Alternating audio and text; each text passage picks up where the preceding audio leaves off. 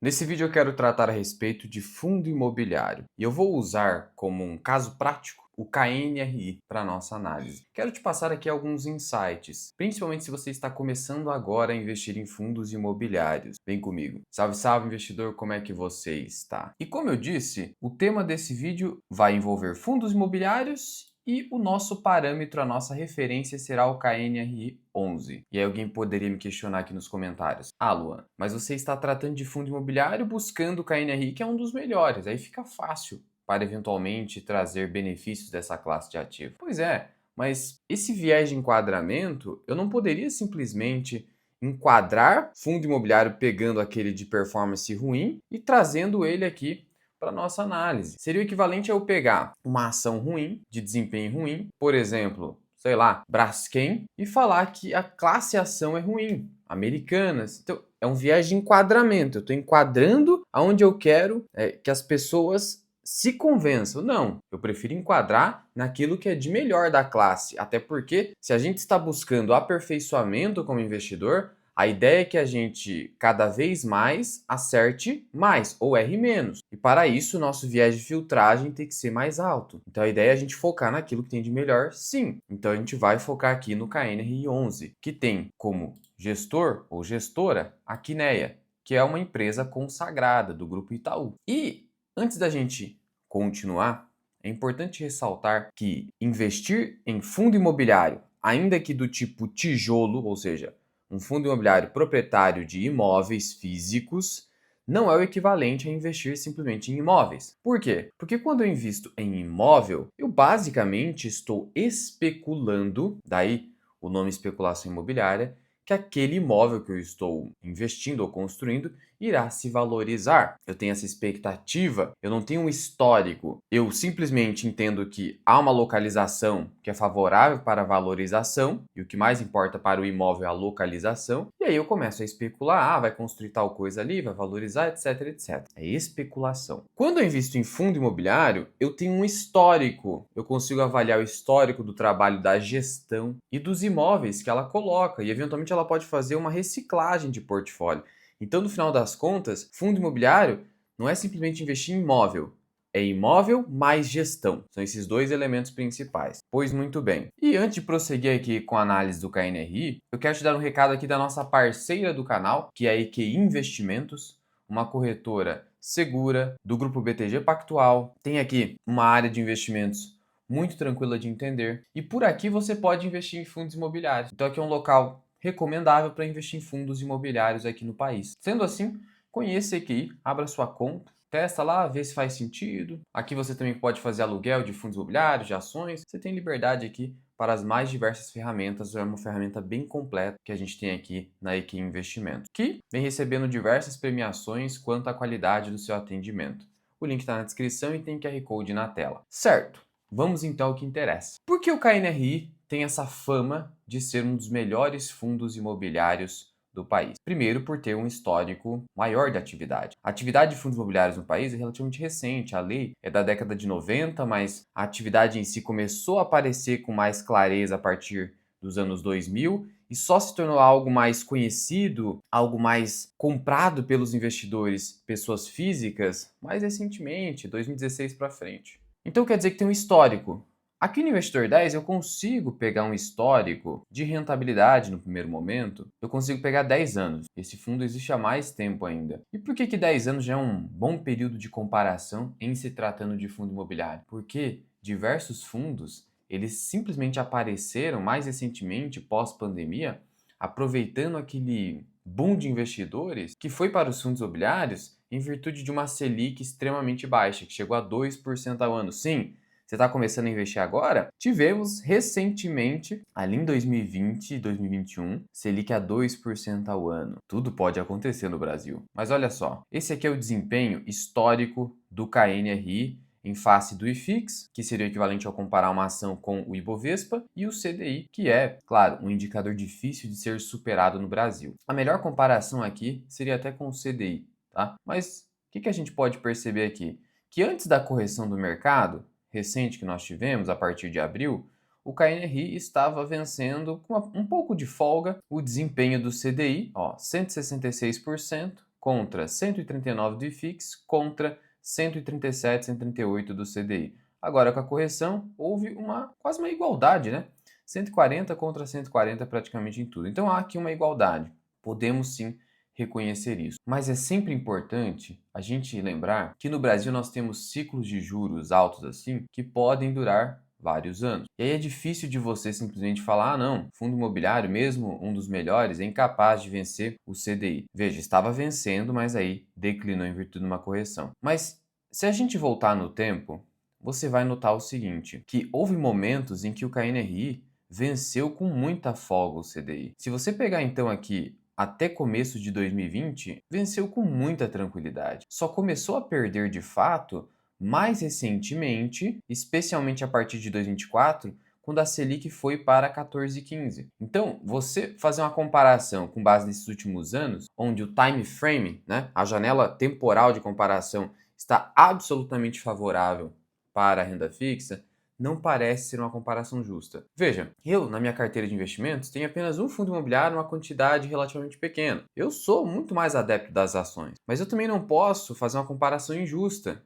Eu preciso ser claro aqui, especialmente porque existem pessoas que precisam de fundos imobiliários no portfólio, depende da situação. E aí, no final das contas, é preciso lembrar que a gente está acostumado com esse juro nesse patamar hoje, porque a nossa memória, ela simplesmente se esquece do que aconteceu há anos atrás, fica focada no que é mais recente, e aí o pessoal esquece. E aí eu vou pegar aqui o histórico de indicadores. É legal que aqui no Investidor 10 você tem o histórico de indicadores fundamentalistas dos fundos imobiliários. E nesse histórico, o que você pode notar? Eu vou pegar o indicador preço sobre valor patrimonial da cota. Porque hoje em dia tá assim, ah não, mas fundo imobiliário nunca supera, sempre fica abaixo do VP, então nunca consegue gerar valor de fato. Então, calma, vamos pegar aqui um momento, vou pegar 2020, mas 2020 já começou a correção de mercado. Tá vendo aqui 2019? 1,31. O que isso significa? Que o KNRI chegou a negociar com 30% de ágio de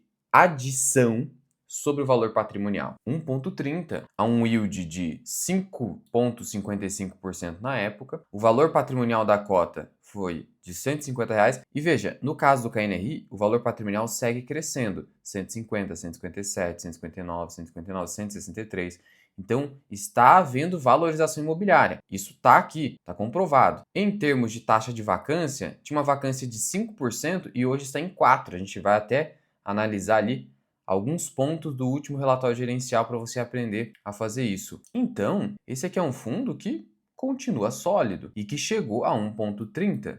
Claro, quanto que estava a Selic na época? Vou te mostrar. Estava entre 5% a 6%. 5%. Olha só que interessante a identidade. Isso aqui não é mera coincidência, tá? A identidade entre o dividend yield e a taxa de juros da economia, taxa básica, 5 de yield, 5 de juro, isso não é mera coincidência. É esse tipo de comparação que se faz mesmo no mercado. Hoje em dia, o dividend yield do KNRI, ele está em 8%, 8,5%. Sabe qual é o juro real? O juro real hoje da NTNB, que é o Tesouro IPCA+, está em 8, 8,5%. Então, o mercado faz esse tipo de comparação. Por isso que o fundo não tem como subir muito mais do que isso, enquanto a taxa de juro ficar concentrando o capital, funcionando como uma âncora. Então você não concorda comigo que existe um histórico de geração de valor e que existe um histórico onde, em havendo um juro mais razoável para a economia brasileira, a gente teria uma valorização desses investimentos? Do KNRI, por exemplo. E aí hoje você tem um yield de 8, 8,5%, você não poderia esperar isso, que aí o yield cairia fortemente, e aí as pessoas iriam comprar o fundo para ganhar um yield de 6, e você que ingressou antes, eventualmente, se beneficiou? Ou se beneficiará? Existe a expectativa. Mas é claro, não é qualquer fundo imobiliário. Você precisa se fixar nos melhores, tomar cuidado. Eu vou até pegar aqui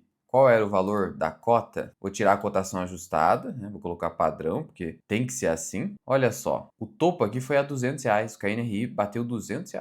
Agora está 150. Então veja que, olha o que pode acontecer. E é tudo uma questão de taxa de juros. Porque a gente viu que o valor patrimonial cresceu, a vacância era até maior, é só uma questão de taxa de juros. E hoje, a taxa de vacância física é de 4%, é inferior mesmo. Ó. Esse é o último relatório gerencial que você consegue pegar diretamente aqui no Investidor 10. É só você ir aqui embaixo e pegar os documentos disponíveis. E aqui está, ó, relatório gerencial. Eu vou te mostrar também aqui esse documento que é importante, o informe mensal, que é onde eu consigo calcular qual é o nível de alavancagem financeira, ou seja, de endividamento do fundo. Hoje são raros os fundos que têm um nível de alavancagem financeira inferior a 10%. Até inferior a 15% está bastante raro. Por que é importante isso? Porque eu priorizaria, pelo menos no maior nível de concentração do seu portfólio de fundos imobiliários, aqueles fundos imobiliários com baixa alavancagem financeira. Por quê? Porque a alavancagem financeira significa menos renda na prática. No final das contas, a renda, o lucro gerado pelo fundo é consumido para pagamento de juros. E aí você está financiando os credores, você não está financiando os cotistas. Isso é muito importante. E a alavancagem financeira em fundo imobiliário não gera valor automaticamente, como nas empresas, porque não existe benefício fiscal. Isso é muito importante ser ressaltado. Por causa da estrutura fundo imobiliário, você não tem esse benefício fiscal, assim como se tem em empresas do lucro real, por exemplo, da Bolsa de Valores. Por isso, priorizar baixa alavancagem financeira. Eu quero, idealmente, até 10%. Seria o mais recomendável. E você tem alguns fundos imobiliários de qualidade nesse sentido. O KNRI é um deles e a gente vai te mostrar aqui como é que faz esse cálculo. Para isso, eu vou abrir aqui o último informe mensal, tá? E aí, você tem o informe mensal, a seção dos ativos, o patrimônio líquido, e aqui embaixo você tem a seção do passivo, né? É um balanço patrimonial. E aí o que você faz? Como é que você vai fazer o cálculo? Eu joguei aqui todas as informações do passivo aqui no Excel. E o total de passivos é de 425 milhões de reais, tá? Só que eu vou fazer determinados ajustes, porque dentro aqui do passivo eu tenho os rendimentos a distribuir, que são justamente os proventos que são pagos ou devem ser pagos para os cotistas. Então isso aqui eu tiro, né? Porque no final das contas não faz parte do endividamento do fundo. E eu tiro a taxa de administração, que também não é endividamento do fundo. É uma obrigação de pagar o gestor, 4 milhões. Então retirando esses dois itens contábeis, eu chego a 390 milhões. Esse de fato é o meu endividamento. Aí o que eu faço? Eu comparo com o ativo. E aí eu chego nesse indicador aqui, que é o Loan to Value, que é o que? É o passivo, que a gente viu 390 milhões, dividido pelo ativo. E qual é o ativo? Tá lá no informe mensal. O informe mensal, ó, ele traz aqui pra gente, o ativo é 5 bilhões aproximadamente. No final das contas, eu simplesmente dividi, ó, o F12 aqui, que é os 390 milhões, contra os 5 bilhões de reais, que é o valor dos imóveis. Então eu tenho uma alavancagem, de fato, de 7,77%, abaixo dos 10% que eu estou buscando. Ah, cita outro aí, Luan. Cito. BTLG também tem esse nível de alavancagem mais baixo. PMLL11. E existem outros, mas tem se tornado cada vez mais raro isso, de fato, achar uma alavancagem abaixo de 10%. Se é raro, quer dizer que é bom, geralmente. Então, fica de olho. E note que, bem recentemente, o valor da cota a mercado na Bolsa de Valores estava bem próximo aqui dos 163,15 da cota patrimonial. Você pode ver que foi até no fechamento de maio de 2026. E essa correção recente, simplesmente por conta de juro. E aí, no geral, quando você tem correções oriundas de fluxo, ou seja, fluxo de saída de capital estrangeiro, que é o que aconteceu, cara, o que alterou no fundamento de fato do ativo? Mudou nada. Mudou basicamente uma saída de capital. Então é isso que acabou acontecendo. Ó, aqui você tem 1,10 por cota que vem sendo pago. Se você multiplicar 1,10 por 12, isso dá 13,20. Como a cota hoje está 150, se eu dividir pela cota, isso dá 8,8% de dividend yield. Pode parecer pouco, mas está acima da taxa real do IPCA, viu? Está acima. Então não é tão pouco assim não. E é uma renda que vem crescendo, tá? Ao longo do tempo. Claro, existem variações, mas vem crescendo. Então, você poderia se perguntar, o que adianta eu comprar um yield de 8,8 se ele vai ficar estagnado? Ele não vai ficar estagnado. Os contratos têm índices de reajustamento. Então a inflação está ali nos rendimentos. Tá, mas e a cota? Ela vai se valorizar? Eu quero dizer, a cota patrimonial, a gente viu que se valorizou nesse caso. Então, assim, eu não sei se de fato o fundo vai bater todos os indicadores no futuro. A gente só consegue dizer o passado. Mas a princípio, aparentemente, ele tem condições de fazer isso. E vale ressaltar o seguinte: a evolução da vacância. Você vai notar que a vacância hoje, a 4%, já esteve pior. Sem falar que a vacância financeira, que é o potencial de aluguel desses imóveis, também caiu de 6 para 5,39. Então, apesar do juro muito alto no país, os indicadores operacionais do fundo seguem evoluindo positivamente. Lembrando que esse aqui é um fundo que poderia estar bem pior. Sabe por quê? Simplesmente porque quase 60% da receita vem de escritório. A gente tem visto o quanto o mercado de escritórios está sofrendo. Vide, por exemplo, o caso do PVBI 11. No final das contas, se esse fundo, nesse cenário de absoluta descrença com escritórios, está conseguindo baixa vacância e renda até subindo, isso é mais um sinal de qualidade, com alavancagem financeira baixa. E veja, só mais um insight para você, a importância de tomar cuidado com fundos alavancados. Eles precisam ser extremamente exitosos no uso da dívida, porque senão vai destruir valor. Veja só, aqui é um mini demonstrativo de resultado. E aí você pega as receitas, né? Aluguéis, receita financeira, que é o que o fundo vai ganhar ali de dinheiro, ó. Ganhou 8 milhões no acumulado do primeiro semestre de 2026. Lucro com venda de ativo. E aí chega aqui, ó, em outras despesas ou despesas financeiras. E aí se você tem uma dívida muito alta, isso aqui fica muito grande, vários e vários milhões de reais. E aí de onde que vem o seu provento? O seu rendimento mensal? Vem do resultado líquido, que vem depois do pagamento das despesas financeiras, percebe? E aí, aqui está o valor de distribuição, que ainda tem aqui o valor de reserva que o fundo guarda. Então, se eu tenho uma despesa financeira muito alta, vai sobrar menos dinheiro. E não é isso que você quer, né? Você investe em fundo imobiliário visando o máximo de renda possível a um nível adequado de risco. Sendo assim, dá para dizer que, sim, escolhendo bem os fundos, eu sei que não é tão simples assim, mas escolhendo bem você pode encontrar fundos que são capazes de vencer o CDI mesmo, CDI a 14,15. E você precisa ter paciência para aguardar os ciclos, que afinal de contas é muito difícil qualquer ativo vencer o CDI a 14. Eu já falei que a rentabilidade média das empresas, dos negócios nos Estados Unidos e no Brasil é de 12%. Como é que você espera rentabilidades superiores a 14, 15? Não é uma expectativa válida. Então é preciso ter esse nível de consciência. E de novo, teste aqui a EQI, que é onde você pode investir em fundos imobiliários, e deixe seu comentário aqui embaixo a respeito do KNRI ou qualquer outro fundo imobiliário. Eu não costumo trazer vídeos de fundo imobiliário aqui no canal porque não tem alcance. Meu público parece não ser tão interessado. Mas, eventualmente, se esse vídeo aqui performar bem, eu posso voltar a trazer outro vídeo a respeito do assunto. Muito obrigado por ter ficado comigo até aqui. Eu sou o Luan, esse que é o canal Mirai Invest. Até o próximo vídeo. Fui!